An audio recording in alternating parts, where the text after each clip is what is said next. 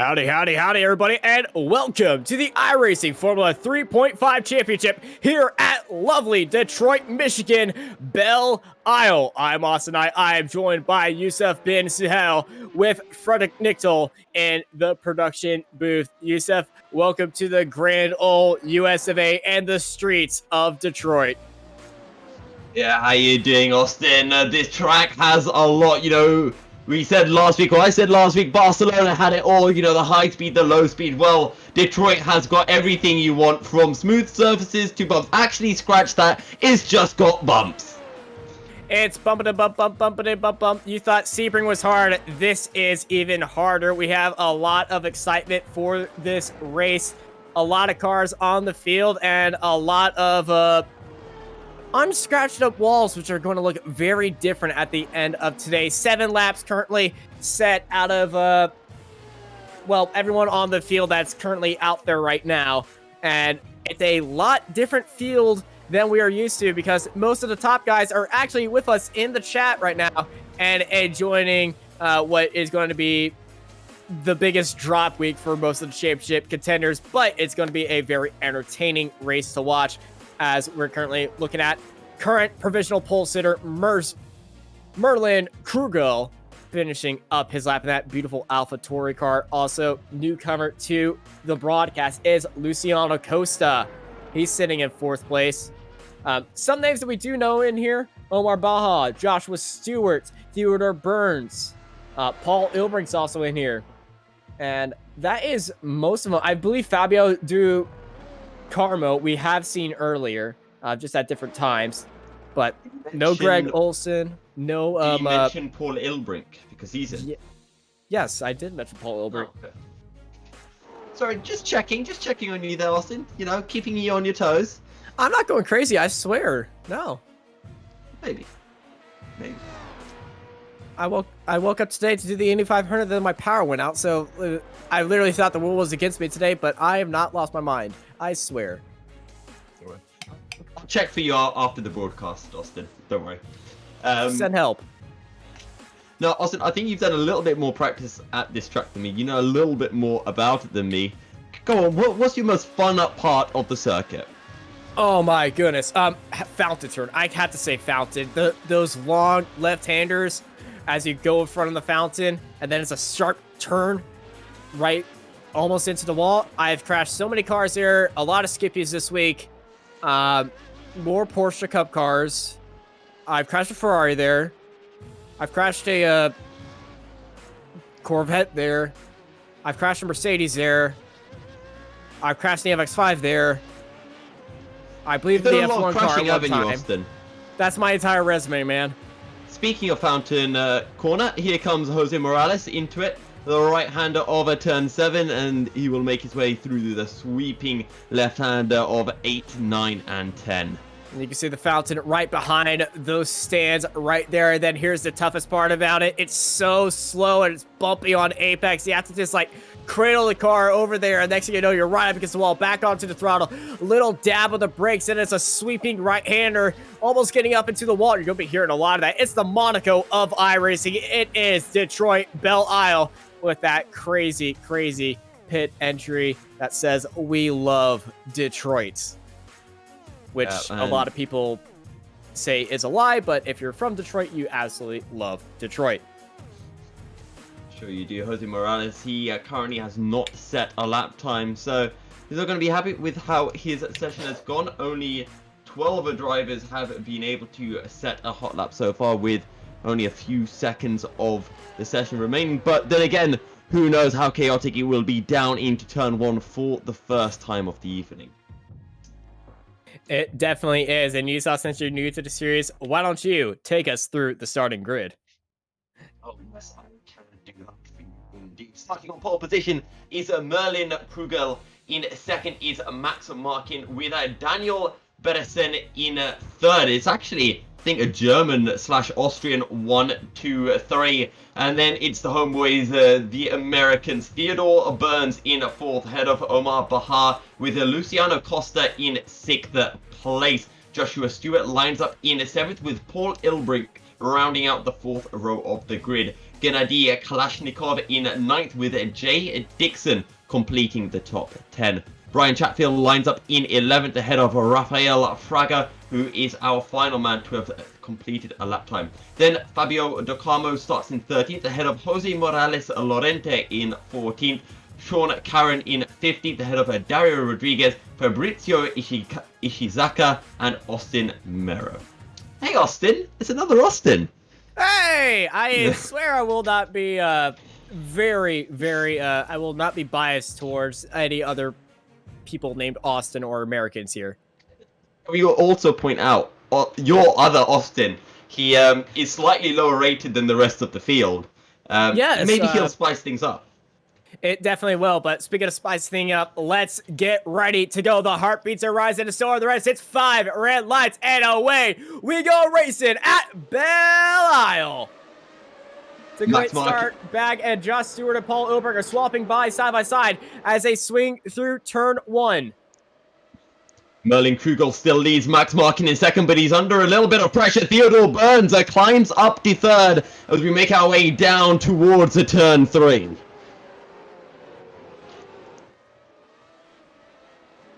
Oh, and I heard a crash in the background there as well, Austin. That's a few cars off, and it's Beresen who drops down the order. And let's see if we can get a replay at some point of what happened there. But still leading is Krugel from Markin.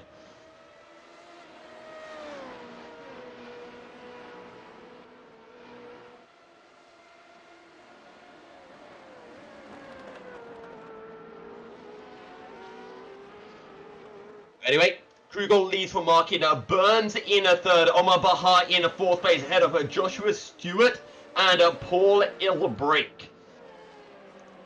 And is the number 5 car that we are currently taking a look at. That's Omar Bahar in, well, I really like that sky blue, one of my favourite colours to be honest, so going to be quite easy to spot him out through the races. Oh, he makes contact with the wall, and Austin was mentioning how we might be seeing some cars, you know, just shaving the wall, as in the background, that's Paul Ilbrigger looking for the inside onto Joshua Stewart as they make their way onto the start finish straight, and Paul Ilbrink moves up into 5th place, but it is the number 1 car there, Paul Ilbrink, in what is a very noticeable red colour, closing in onto Omar Bahar, who, if I'm not mistaken, we saw these two battling with each other last week, and there you go, Paul Ilbrink sweeps around the outside of Omar Bahar, who is just nursing that car for another lap after colliding with the wall on the end of turn 1. Lap 2 of 28. Krugel still leads from Markin, just over a second separating the two, but Ilbrink is on a charge.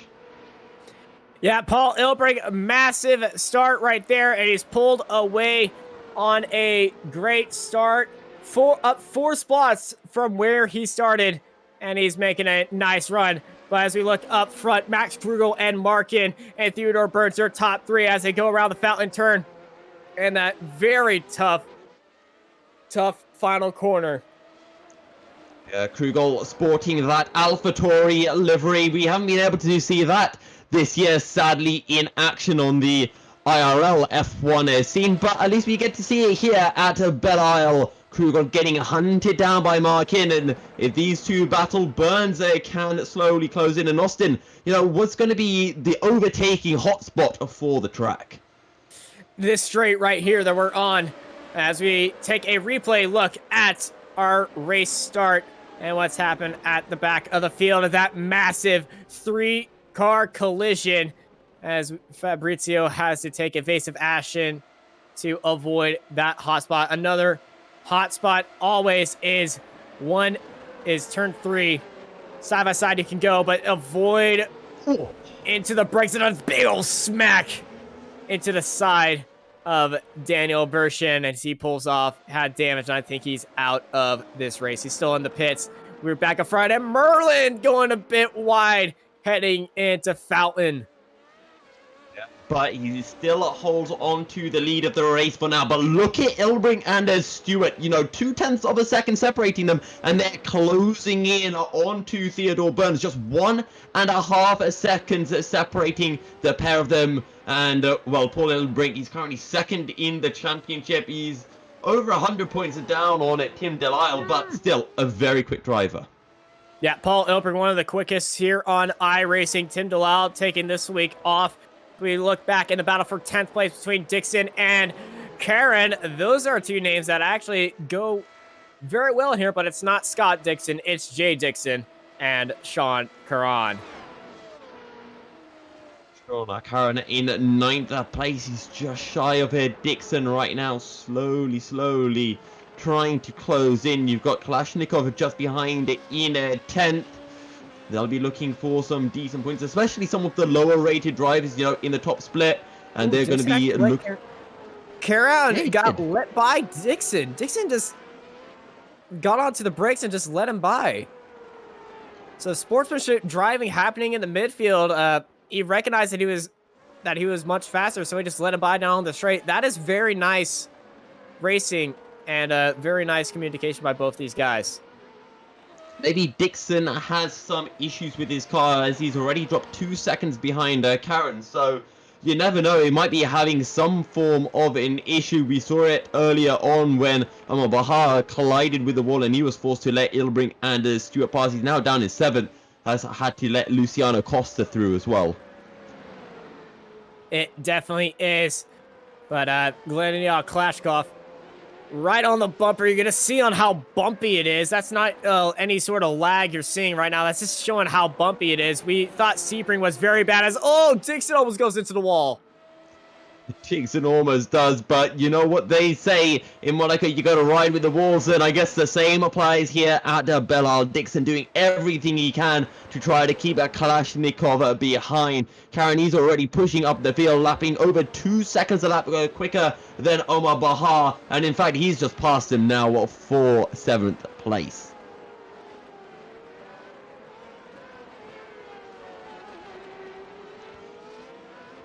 Still looking at Kalashnikov, trying to find any way through on Dixon. Just trying to read the Aussie up ahead, see where does Dixon make those mistakes? Where can I potentially find some way through? Long race ahead of us, yeah, Austin. Ooh, it definitely is a long race. It's going to be long for all these drivers, long for them mentally and physically.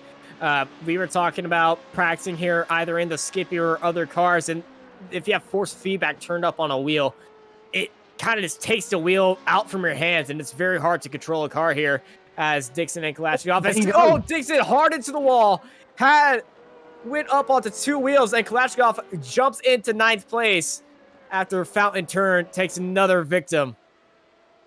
Fountain Turn that does indeed take another. You highlighted that spot, and well, Kalashnikov will be very happy with that corner right now. He's gifted him a single place, but just keep an eye on Max Markin and Merlin Krugel. Less than half a second separating them, or at least it was less than half a second. It's fluctuating around that 0.5 mark. Burns and Ilbrink, you know, a big 4 seconds gap separating them, and just a couple of battles on the circuit at the moment. Yeah, some battles to highlight here on circuit. The battle for the lead between Krugel and Max Markin. Also, the battle for 10th place between Fabio Du Camaro FC and Jose Morales Ronete, which are 2 drivers that we don't really see a lot in the top split. We do see Fabio. He just started showing up recently, but Jose, I believe this is his debut in our broadcast. Only 1 split today. It just shows you how much people actually love Detroit. Yep. Indeed, as here we go, looking for a move. Battle. Side by side, Krugel and Markin. Markin looking up to the inside. Now it's Krugel around the outside, but Max Markin, your new leader. Looking to come back. Krugel. DRS activated for both drivers. Side by side they go, heading into turn 3. Who's going to be the last late breaker? Side by side, hard onto the brakes. A little bit of a lockup, and Max Markin holds the lead off. And what a very good defensive move from the AlphaTauri car. Yeah, now, does Merlin Krugel have anything left in the tank? Trying to hunt down his German compatriot, Max Markin. The longer these 2 battles, the quicker and quicker Theodore Burns will be able to close in. Just 2.9 seconds behind. That gap was almost 4 seconds 1 lap ago as Krugel sizing up Markin. And let's see if Markin can pull the pin and start to leave.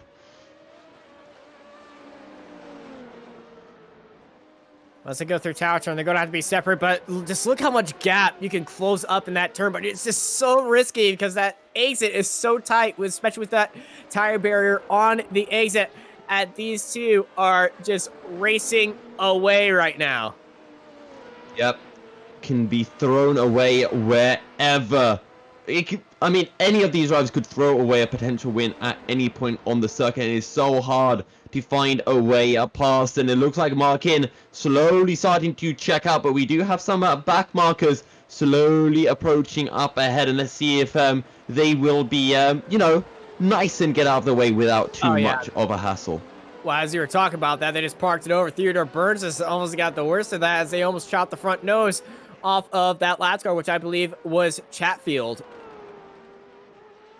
Just over 3 seconds the gap between Theodore Burns and Paul Ilbrink. That's been dropping slowly but surely over the last few laps. Still 20 laps remaining here at Belle Isle. Yeah, 20 laps left. It definitely doesn't feel like 20 laps. It feels more like an endurance race, honestly. It does indeed. You would have thought, you know, Belle Isle would... It feels a lot shorter than 1 minute and 20 seconds, but 1 minute and 20 seconds is the lap time, or 1 minute 18.8 seconds if you're Max Markin, who currently holds the fastest lap of the race. And that lap is in a level of its own, 2/10 faster than Merlin Krugel, who's sitting in second place right now. Yep, well, and there you go, 18.2, wow. 3/10 now. Yeah, I mean, Krugel's been able to improve. He's put in an 18.58, but still almost 4/10 shy of what Max Markin was able to put in. But you never know how tire wear could be affecting this race. Maybe in those latter stages of the race, Merlin Krugel might be able to just close in that little bit onto Max Markin, and you never know, maybe Merlin Krugel's only... Oh, there's a bit of a moment there from Krugel, but he keeps it out of the barriers. But as I was saying, you never know. Some drivers might be pushing at 90%. Some drivers might be pushing at that 100% mark. I know in GT cars you can definitely push at 100%, but in these Formula 3.5s, we talking with most of these drivers throughout the year, and they've repeated over and over again, this car does not like the bumps. Remember at Donington earlier here, they had one bump that just caused chaos throughout the field and mysterious side pod damage. At Sebring, the car just did randomly, and one car got catapulted from one side of the straight to the other side of the straight. And don't get me started on, if you get this car onto just 2 wheels and the other car just gets a little bit of air, it starts bouncing up and down, side to side like a roller coaster, and it moves more than a bucket Bronco. Yep. And bucking Bronco, quite nice and relevant here in the USA. Detroit Belle Isle, round 10 of the Formula 3.5 championship. The current championship leader is Tim Delisle, who is taking a week out. It is Paul Ilbrink, who is second in the championship. He is racing tonight and currently finds himself in 4th place ahead of Somborski, who is also not taking part tonight. Yeah, I love seeing some new faces in here, and with this being the only action, the only people driving and sign up for this split, it's nice to see some new faces, and hopefully they get their 15 minutes of fame, and they like to see themselves on the cameras, even if they didn't even know that there was a broadcast for this. Someone getting their face onto the camera is Sean Karen. He's right on the back of Luciano Costa. This is the battle for 6th place. Karen sporting a very, very nice Red Bull livery there. Yeah, that's a very nice livery. Very nice spec map as well. And Karen, he's all up in that draft. This is a great overtaking possibility, but it's a also great defending possibility. Side by side they go into a very hard braking zone. Don't overcook it, and he does! And he goes into the wall. Now, this is going to be very crucial. Look at our minimap. He does have cars coming back in. Let's hopefully he stays still until they pass. Yes, they do. He's got 2 more. Don't do it in the way. He's trying to get out of the way. He's clear now. He's clear now. And now it's the Austin Powers. Nope, 4 point. Hey, he's out. He's out. This track is so narrow. He did smack the wall quite hard, but these Formula 3.5 cars are very rugged cars. You can smack a wall pretty hard. And Here we still go. not getting any damage as we look at this move around the outside, and it's just a little bit too much mustard. On the power, yeah. Just got a little bit too greedy. He had 6th place in the bag, and now he finds himself all the way down in 11th, and he just has to wait, and then he tries to spin it, sees a car coming, and then he's just forced to 4-point turn, and it just takes him a while just to get it engaged in gear, and here he is, 8.6 seconds down on Jose Lorente now. As we got a message from one of the drivers, quote, Dixon into the wall. No. Happy face emoji. Sorry about the race, Jay, but hope you had a good time and enjoy the rest of the race here on Apex Racing TV for the iRacing Formula 3.5 Championship. Max Markin is still leading, 2.4 seconds ahead of Merlin Krugel, but Merlin Krugel is just a new fast lap of the race, a 1:18.0, Austin. That is incredibly quick, and maybe we still have a chance to see someone get into those 17s. 17s are definitely possible with DRS and draft available here. You never know what could happen at Belle Isle. Lap traffic. And Max Verstappen is not in this race, Sam. And oh, big slide for Merlin. He is definitely pushing, trying to close in onto his German compatriot. 2.5 seconds down on Max Markin, and I think Max Markin has this one, but as you can see right up ahead, one of the back markers spinning. Anything can happen at Belle Isle, which, Austin, I think we're going to be repeating quite often tonight.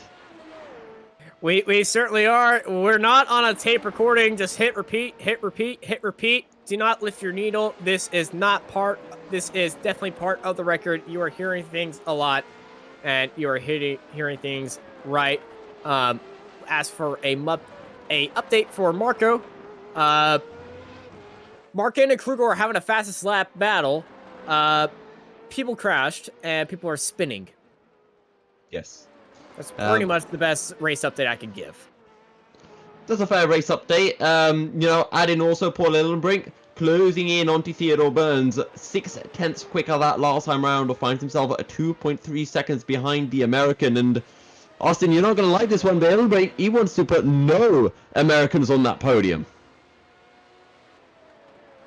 Well, knowing Theodore Burns and the American spirit, I know he is going to be charging and going to be chanting USA, USA, USA under that helmet in the stars and stripe in his orange, white, and blue KMR downforce racing car, which I love that original livery he's running.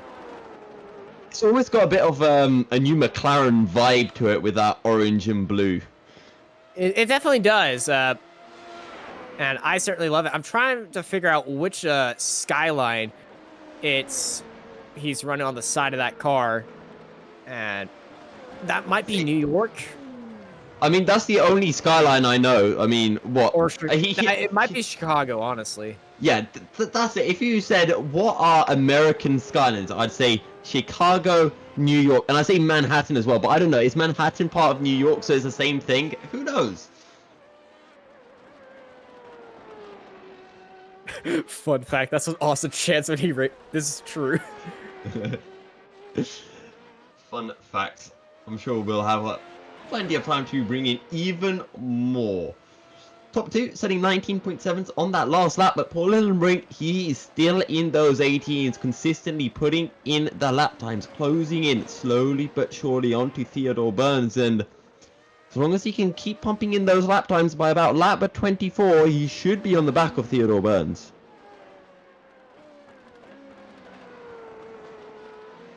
It is the Chicago skyline, all right.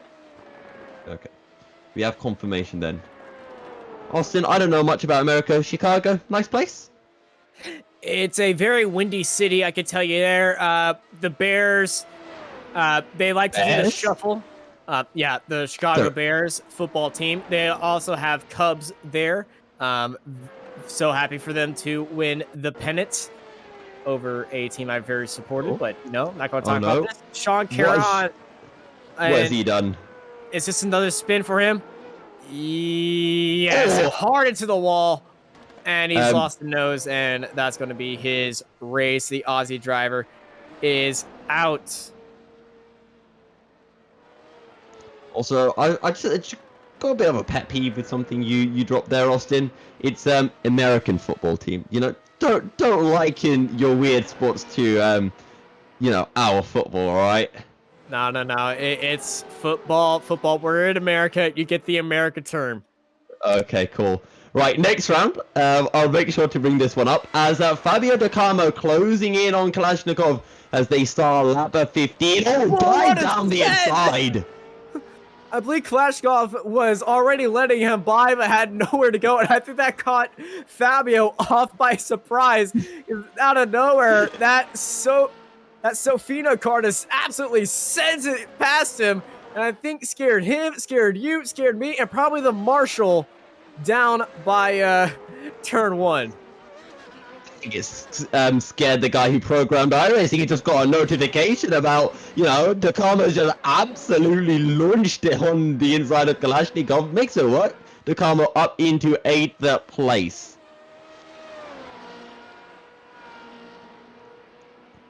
Just an update on that battle for 3rd place. Paul Illenbrink now 2.1 seconds down on Theodore Burns. Closing. And another another 0.2 faster that last time around. Highest I rating driver trying to close in on the highest up American, the home, I would say the home track for Theodore Burns. We do have Chicagoland Speedway, but the likelihood of iRacing Formula 3.5 going there is likelihood of me not crashing at this track. Okay. I'm trying to think of a way to insult you further, but you've already done a good job of that already, Austin. It's my job. It's your job. You literally get paid just to come on Apex Racing TV and insult yourself. All right. Paul Illenbrink, he's actually dropped back a bit this time round. Now 2.4 seconds. We'll take a look at what the lap times are. As he's gone 600 slower, but still a while left yet. 12 laps remaining. Kalashnikov staying within that one kind of second zone of Di Carmo, so maybe something could still happen there. And don't forget, Costa and Baja in this battle for 6th place, just 2 and a bit seconds separating the pair of them.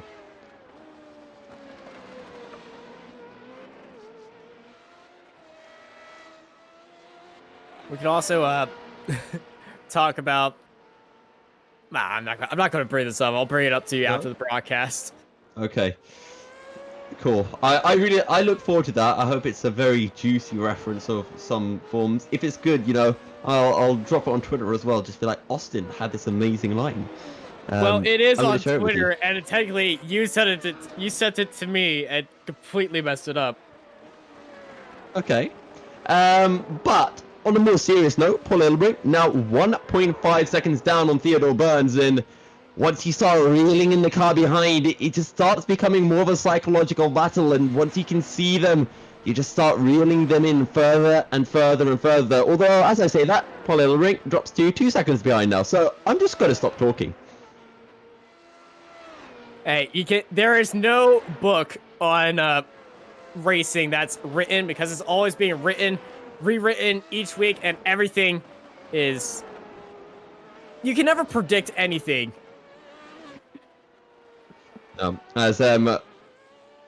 Just to clarify, my tweet was meant to say 5 minutes time, not 55 minutes time. Math. As Frederick will affirm, my keyboard was broken earlier, so who knows? Markin though, he's pulling away from Krugel. It's now 6 seconds up the road. 11 laps remaining. Should say 10 laps remaining. Still putting in decent lap times. 18.0 coming in from Max Markin. 18.07, so 200th shy of what Merlin Kruger was able to do about 5 laps ago.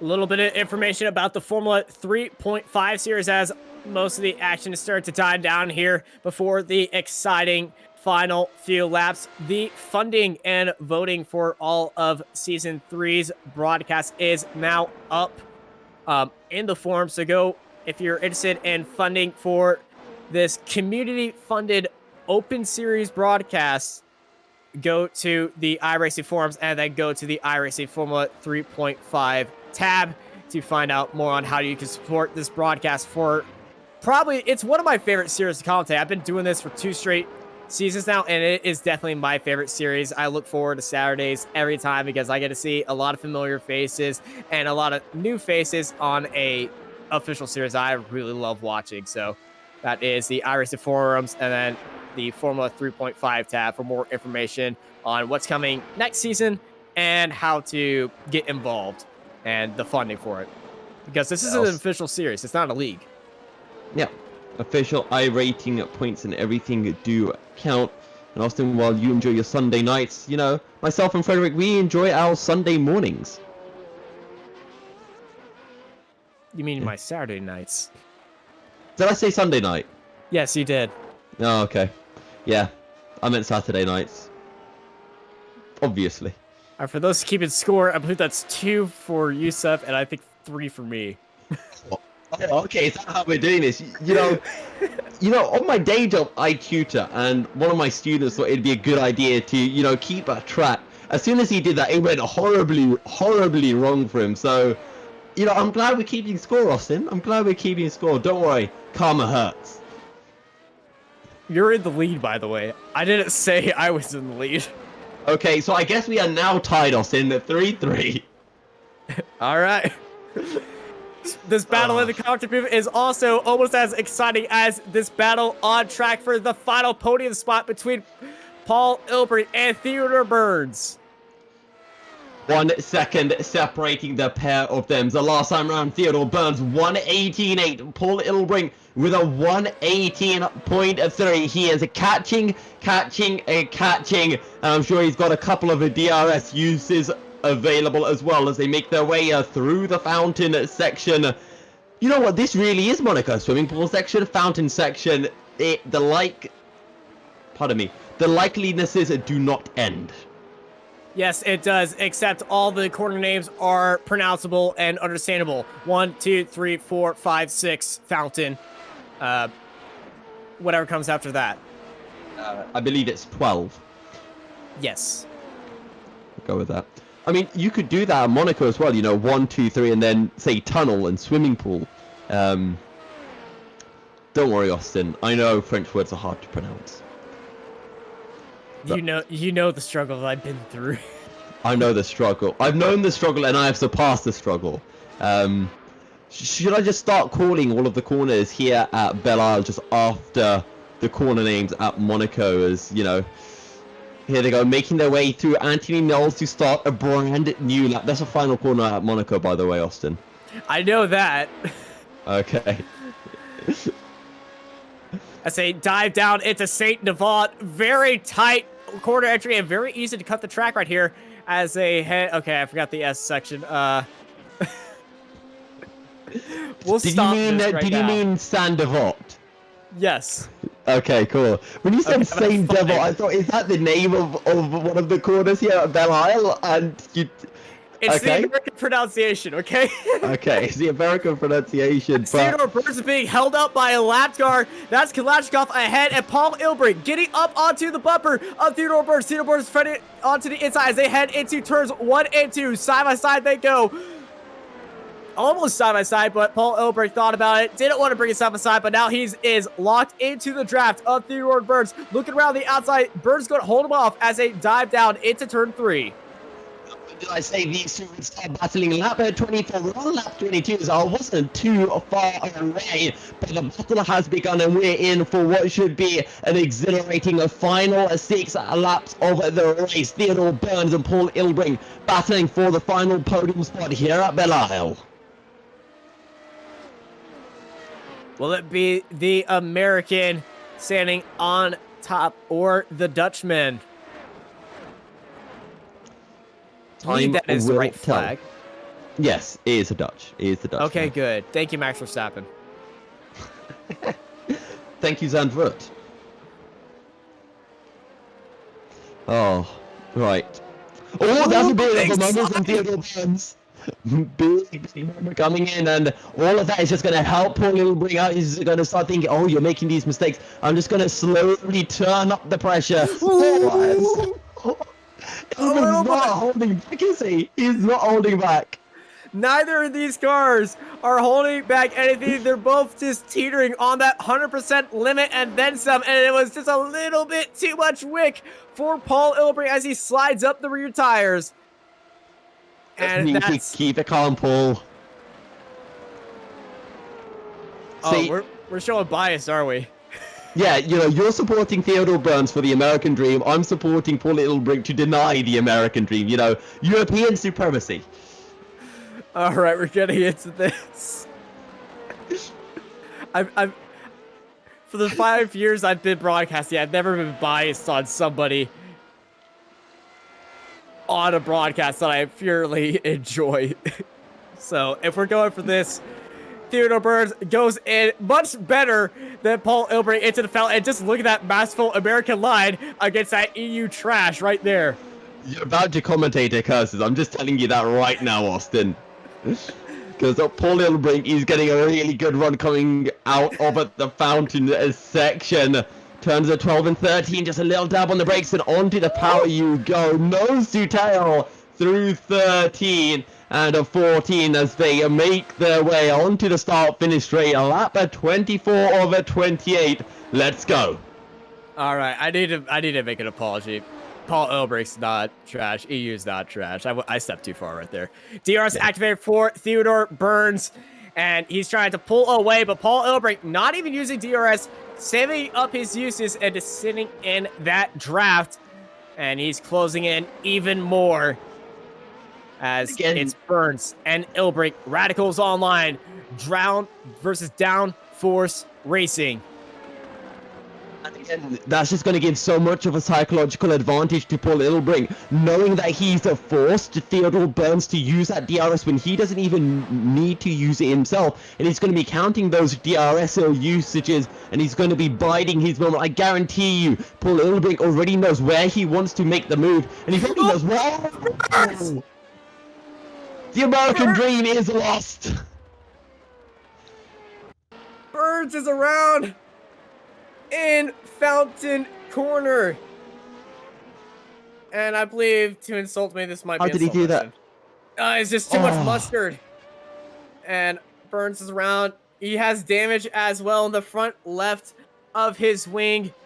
And he almost got taken out right there.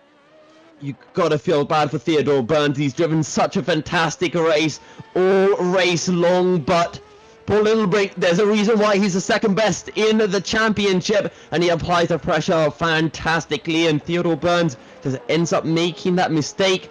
Theodore Burns 7 seconds ahead of Joshua Stewart, so he might be able to hold on to P4. We'll have to keep an eye on sorry, he's 25 seconds ahead, pardon me. So let's see if Stewart can close that in or not. That was the biggest commentator's curse I've ever done. I am so sorry, Theodore. I'm sure he's going to have words with you at the end of this race, Austin. Don't support anyone. Got it. See, you should have supported Paul Littlebrink, you know, to help Theodore Burns out. As that one just seemed like a traitor. Oh, Max Markin! Oh, but what a save to keep it out of the wall. Yeah.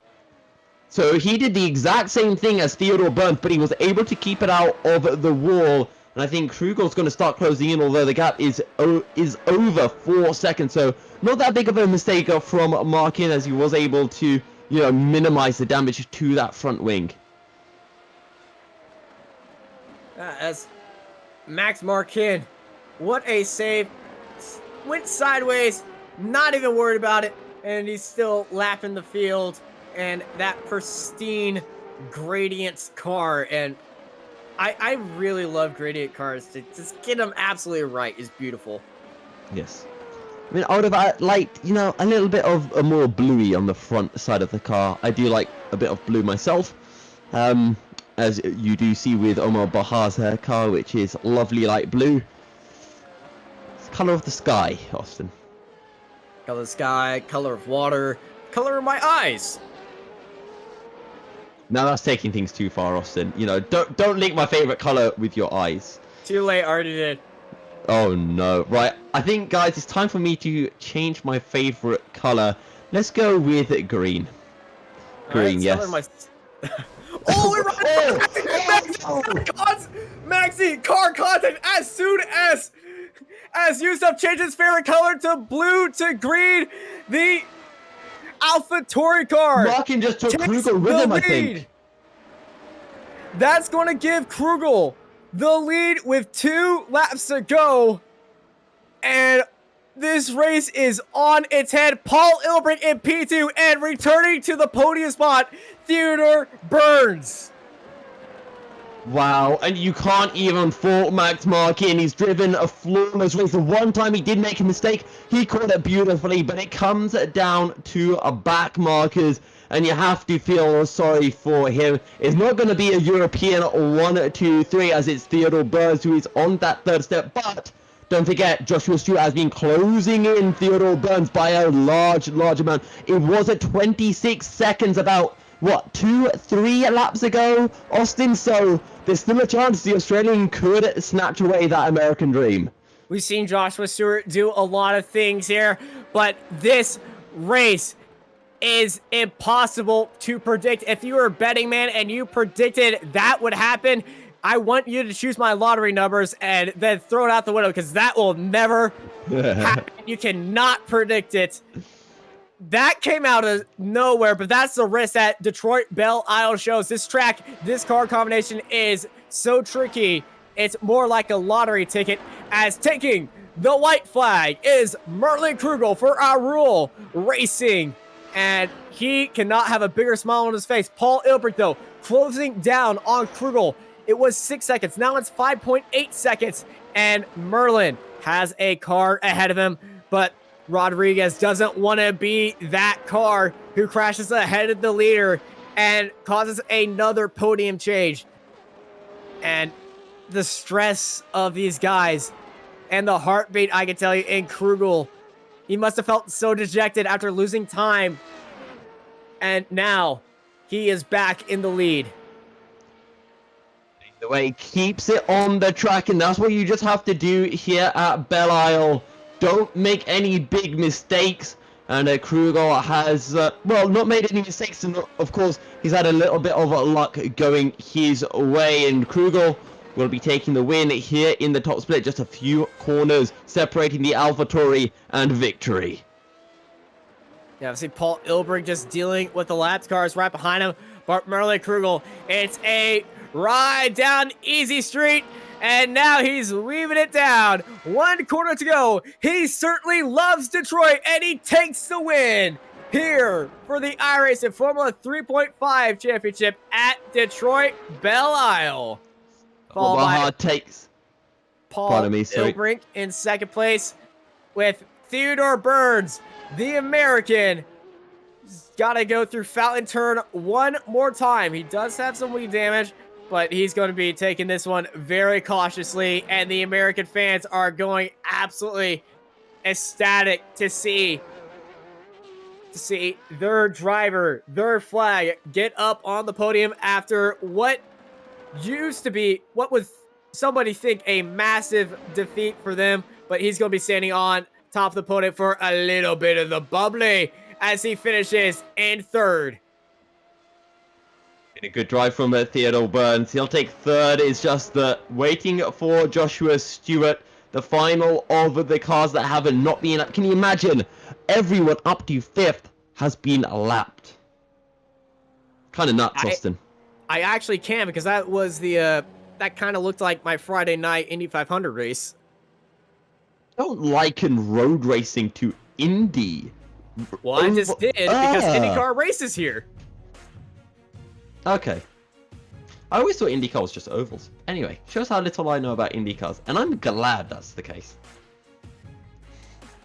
Well, here are your finishing results. Merlin Krugel takes the win ahead of Paul Ilbrink. Theodore Burns completes the podium here in America, and getting that American flag respectively up there, followed by Josh Stewart, Omar Baja, Luciano Costa, Fabio Do Camaro, FC, Gendal Kalashnikov, Max Marquine, who, he's got to be so gutted after that. Hopefully we can get him in the Discord, and because he had an amazing run today. And they're followed by Brian Chatfield, Dario Rodriguez, Sean Curran, Jose Lorente, Fabrizio Ishika, Jay Dixon, Daniel Burson, Rafael Farga, and Austin Mero at the back of the grid. And I don't think he did a lap at all. No, I don't think he connected for the race actually, but I may be mistaken. Yeah, I believe he did. And but what a race we had here today. My heart is still going very fast, and I cannot believe those final 2 laps we've had here. We thought it was all done and dusted, but the back markers play a part much to Max Markin's displeasure. But Merlin Krugel, Paul Littlebrick, and Theodore Burns will be, well, I'll say happy with how things have turned out. Obviously, you never want to gain points like that, but when it comes, you got to take it. It definitely, you got to roll with the punches here at Belle Isle. And speaking of somebody who rolled with the punches, let's talk to Paul Ilbrink, who definitely rolled with the punches, tied for the largest mover of this race, up 6 spots, finishing second on the podium. Howdy, Paul. How are you doing? Very well, thank you. How are yourself? Ecstatic, freaking out a bit. It was very awesome to watch. Yeah, well, I didn't enjoy it that much because I was like so focused on not crashing myself. But yeah, it's quite rewarding to make it to the finish and then even to finish second, which I guess was a bit like lucky in the end that I moved up a spot because Max, I think, had an accident, I guess, with the back marker. But I'll take it. Yes. So when you found out, when did you find out that you were in second place? Was it going into the final lap, or did you just find out at the end of the race? No, I knew it while we were on track because I heard Max, I think, on the show. Yeah, I figured something happened, and when my spotter said that the leader was in the pits, that makes 1 + 1 is 2. So yeah, shame for him, but because he had like an awesome pace and was so quick. But yeah, things happen. This race is this track and this car is very chaotic, but it did give some great showing and some great showing that you showed off at the start of this race. One of the best overtaking we saw on the track was from you. Talk about your preparation for this race, how you set up the car, and how you just maneuvered your way through here. I didn't do a lot of setup work, to be honest. I just tried 2 available setups that I had, and I liked the second one that I tried better because it was a bit more, I don't know, stable, but it wasn't like as scary as the other one. So I just took that and did a couple of laps over the days to try to get some sort of like rhythm and consistency in lap times, and more so in consistency and not crashing. But before this race, I hadn't done more than 10 laps in a row without ending up in a wall quite hard. So yeah, I'm glad that I managed to increase that to making it 28 laps without, well, I touched the walls like twice during the race, but not that hard, so I got away with it. So yeah, I'm happy. Wow, you're going to be very happy because you're going to be enjoying a little bit of the bubbly right there. But before we let you go, anyone you want to thank? Yeah, all my teammates is Radicals Online and our partner sponsors Armor Center, Cranfield Simulation, Track Racer, Joe Real Timing, Turn Racing, MOATF Podcast, Six Sideways, Pixel Dust for skins, you guys for doing the broadcast, and everybody that had the balls to show up this race to come and race here with us. That was awesome.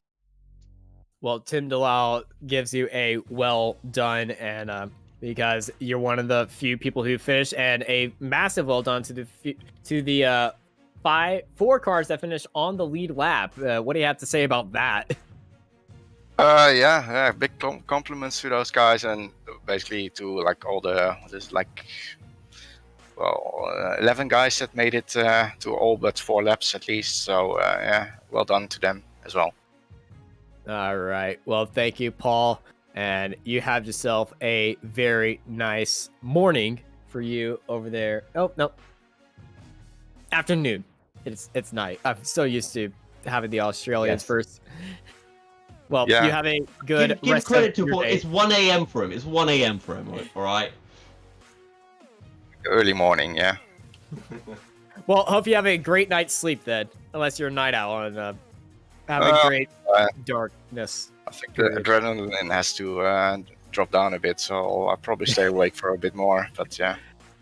All right, awesome. Thank you, Paul. And Yusuf, you're standing by with, I believe, Josh Stewart. Yes.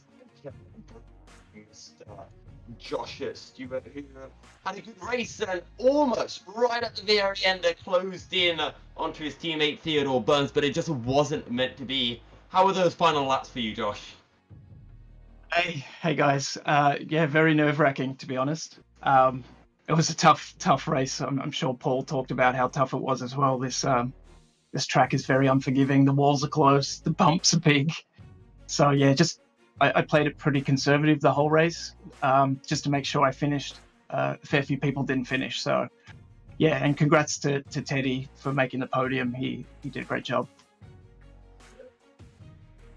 How difficult was it then, especially that first lap, because there were quite a few incidents on the circuit, and you yourself starting in 7th place, right in the thick of it. How difficult was it to navigate through the carnage? Oh, absolutely. It was real tricky. There was, I think, an incident maybe in T3 on lap 1, which I managed to avoid, and then picked up a few spots there. And then Omar on lap 2, I think, was going pretty slow, or lap 3, so picked up a few there.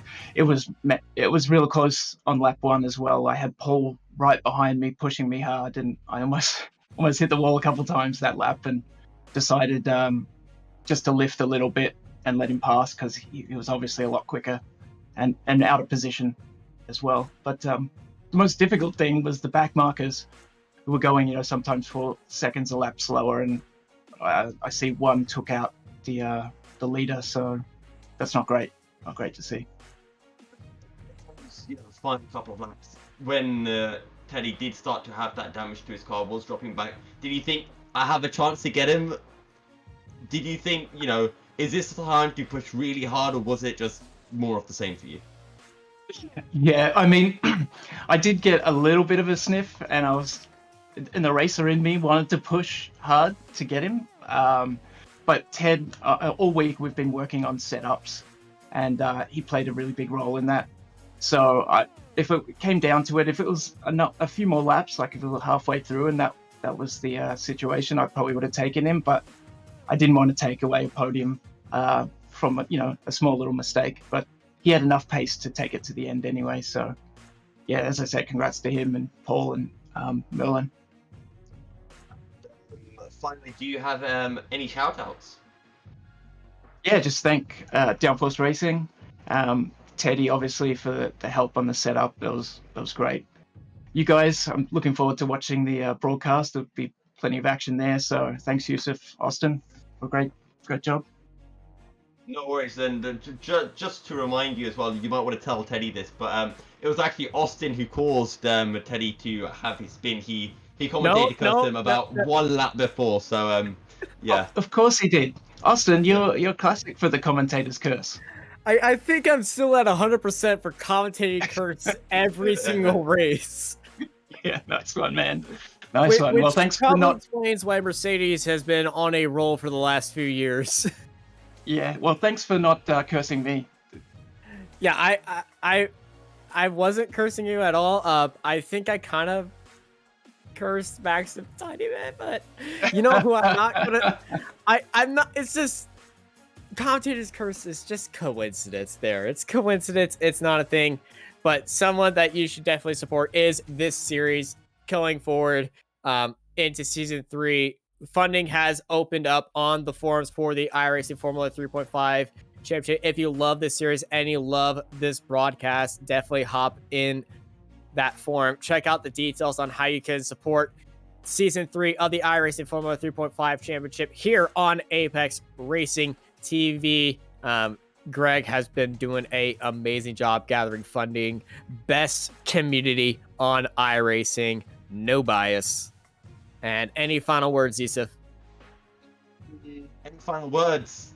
Thank you everyone for tuning in. It's been a pleasure. I'm probably going to be, supporting Joshua a little bit next week. Always good fun to hear an Aussie in the chat, but we'll see you all next week at Barber Motorsport. Yeah, thank you, everyone. Thank you to Frederick Nichol in the production booth. Thank you for Yusuf joining me once again as we head down to the beautiful Barber Motorsports Park in Alabama. I'm Austin Knight, and I hope y'all have a good night.